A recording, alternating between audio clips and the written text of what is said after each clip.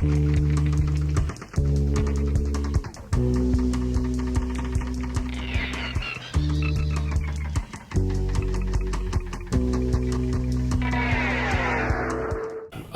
children of the night, and welcome to the Tiki Goth Club. Today we are going to talk about a tiki bar that I haven't been to, but Stephen has, and it's in the Big Apple.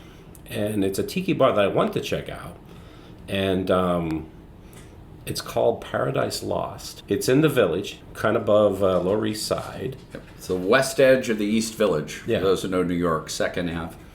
And I'll be honest, I haven't been in New York. I haven't actually gone into New York City since like 2016. I think the last tiki bar I went there was Otto's Shrunken Head. After talking to you about Paradise Lost, I think I'm going to need to make a trip to go into the city to go check this place out. Definitely. So, Stephen, Paradise Lost.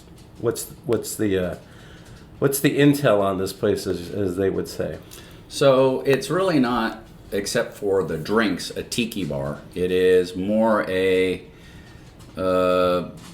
demonic theme bar. It's truly a goth bar more than a tiki bar, Okay. although it looks and feels like an immersive bar that we would call a tiki bar. Yeah. And Paradise Lost is quite a literary reference. It's from John Milton's series of poem stories from the 1600s written in English about the fall of Adam and Eve, but a lot of it is from the devil's perspective. And when I say devils, I mean devils plural, because it's got... Oh, really? Yeah, they named 12 devils in the thing, and it's about the aftermath of the war of a third of the angels breaking away from heaven and being descended into the chief town of Pandemonium, which is the chief town of hell. Great name. And the Lucifer being the name of the angel who had fallen, who was Satan. Yeah. And then his number 2 guy is Beelzebub. And we're going to talk about, I guess, another demon here. I forget the name of the demon here, but we'll look at Bolt. The world famous goat demon. But anyway, so the whole the world famous goat demon. It envelops you and it welcomes you in with an amazing hallway with greenery, and then a motel sign at the end of this hallway where you open the door, and then the manager or host or hostess is going to greet you to take you into your seat at the bar or seat at a table so it's an amazing, we'll obviously have a picture of it, an amazing sign that looks like a retro motel sign. Yeah. And it's a fabulous entrance, and then when you walk in, it's immersive. The ceilings, part of them are rounded ceilings, and then there's just a lot of, as you'd expect, a lot of colored LED lights, a lot of red. Yeah. And then a lot of the details, a lot of the things behind the bars harken back to demons or to the devil. So Heidi and I took a trip in mid-January. Mm-hmm. We decided that December, we love New York in December, and we used to go a lot when we lived on the East Coast. However, it's gotten too expensive and was just too impractical to go this year. So we decided to go in mid-January when it's cold and people are not out, so we could get into bars and restaurants. Yeah. And it was perfect. We stayed next to Katz's Deli on the Lower East Side. Did you have a pastrami sandwich? Oh yeah. You bet we did. Yeah, I used to love Katz's. Yep. And we were at the we didn't know it. We sat right next to the Harry Wynn Sally table until Heidi looked up and they have a cardboard that says this is the Harry Wynn Sally met table, and it was right in front of us because all these other tourists were looking and they were trying to figure out where to sit, and because they wanted to sit at that table. The first night we were there was late night on a Monday night. And because of dry January and to drum up some business, they had this gorgeous menu of non-alcoholic drinks on January 13th on Monday, and it's the initiation of the Order of the Fly. I'm looking at here at some of the cocktails. They got Pathfinder, which is my favorite non-alcoholic cocktail, non-alcoholic spirit as it stands. Oh, this one looks good here. Pathfinder, coconut, cold brew, and orgeat. Yeah, not bad. That's cool that they're doing non-alcoholic stuff too. Yeah. Now, and by the way, the initiation of the Order of the Fly, Yeah. the Order of the Fly, which I believe from Paradise Lost, is the secret demonic spy society that Beelzebub, the number 2 demon, oversaw. So very cool. I mean, they've obviously got their literary references. You learn stuff. You learn stuff here. The drinks, by the way, were excellent. They're good. They're excellent. Kevin Crossman would really like their Mai Tai. I don't know if he hasn't been. For me, it was a little, they put some agricole in it, so it's got a little bit of those grassy notes, which is not my favorite in a Mai Tai, but it was really well done. And then they had a little bit of presentation, either in the Mai Tai or another drink, that Heidi had with with the dry ice on the Mai Tai glass. I ended up going 3 nights. You went to it 3 nights because we were nearby and late at night. And I went. The reason I went Wednesday night, I wasn't going to go on Wednesday, was on Tuesday night I asked some of the bartenders their favorite drinks. What are their most unique drinks? And one is called the Tarman. It is a throwback, I think, as much to a Cobra's Fang as to a zombie, but it's got hibiscus in it and some other clarified liquids in it. And on Tuesday night they didn't have it because I guess it takes 24 hours to make the syrups or some of the ingredients they didn't have. So on Wednesday I came just to have this drink, and if you like a strong but sweet, well-balanced, very strong tiki drink, as you would say, they hit it out of the park. Nice. Excellent. Bartenders were super knowledgeable. The other thing I really liked was the music. The music wasn't too loud and intrusive, but just loud enough. And on Monday night, maybe because of the Order of the Fly or particular, they had, a lot of Pixies, Misfits, Cramps, all that style of music. Really? Yeah. Oh, okay. And then some of the other nights they had more of the surf and surf punk covers playing to give it a little more of a tiki vibe.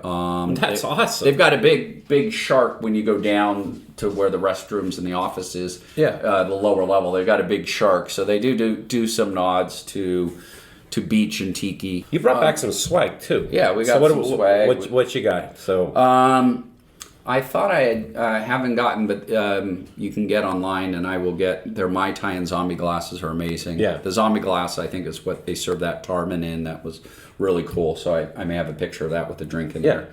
In addition to this beautiful little pop-up menu, just the stickers. They're very cool, demonic. I've got 5. I don't know how many. You can get a pack for $5 of the demons. No posers, it says on the back, with demonic characters. No posers. Yeah. No, you got to say it like a New Yorker. There are no posers. It's all right. Paradise Lost, East Village.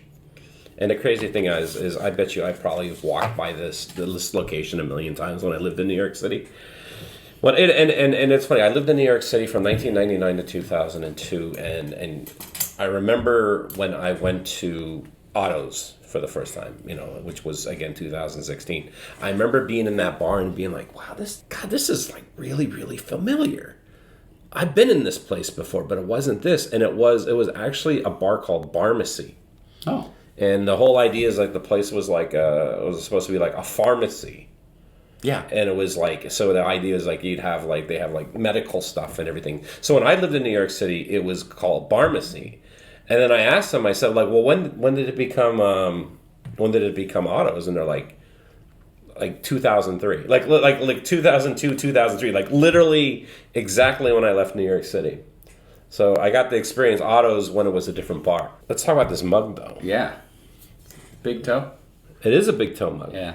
And we were talking about the goat and the demonic. It's a beautiful mug. They have other mugs as well, but this one drew me. Whoa, that's some weight to this thing. Yeah, it's great. It's solid. Yeah, and it's really well done. I don't know how well on camera or even still pictures you can see, but it's one of those that is even better in person than it is on the website. And you got some swizzle sticks. And I got some swizzle sticks. They have 3 or 4. I think I got this one in that drink, the Ode to the Zombie. So of course the Tarman would be a zombie drink. Isn't Tarman the name of a zombie? Sure. I don't know. Bringing it back to like what you were saying at the very, very beginning of this, you were saying it's not a tiki bar.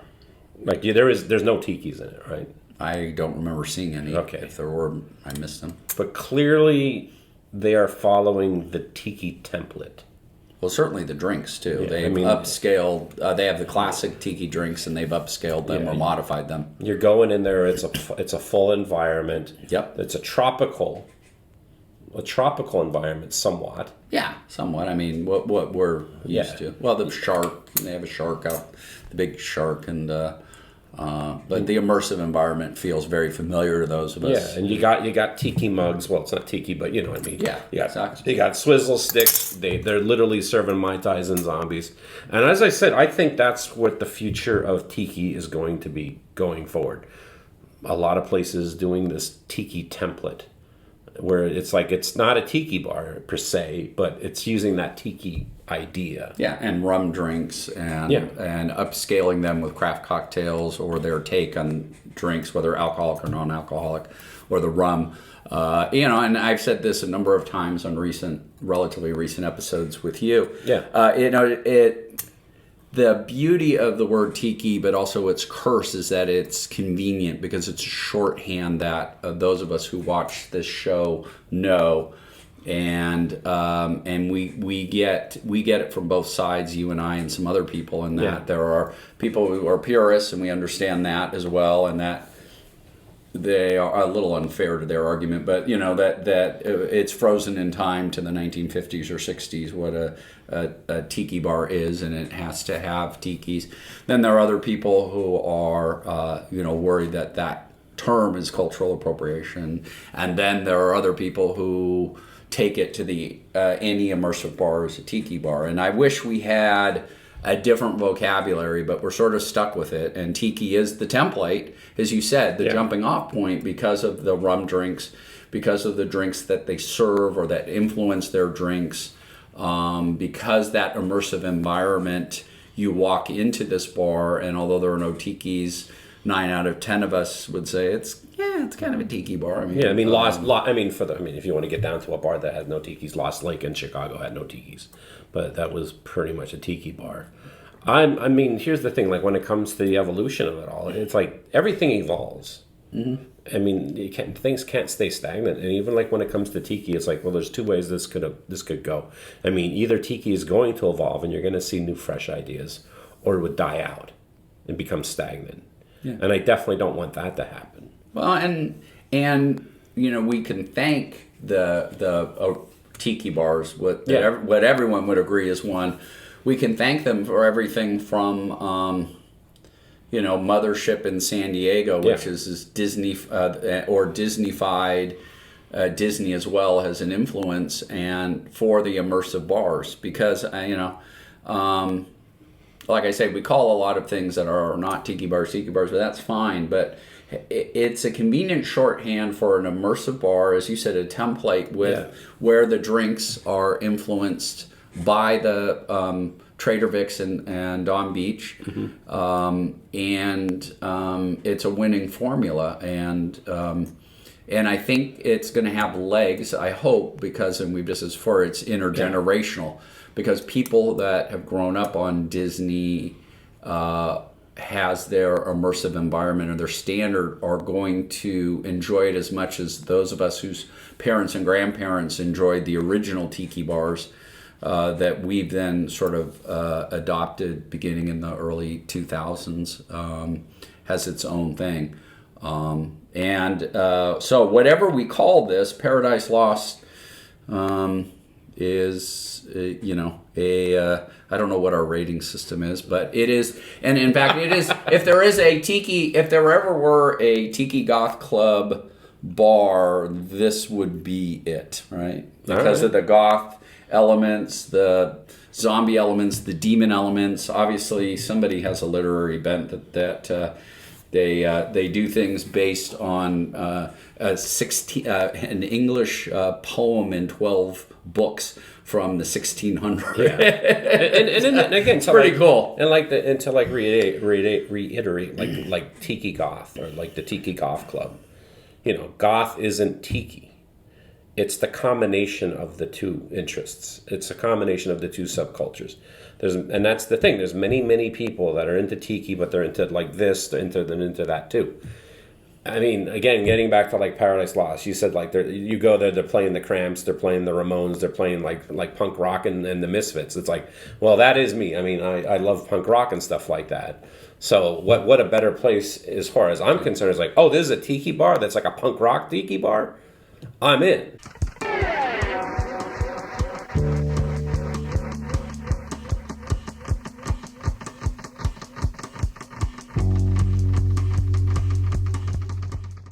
The Tiki Goth Club is way more than just this YouTube program. It's also a club that you can join. For $15, you can become a member of the Tiki Goth Club.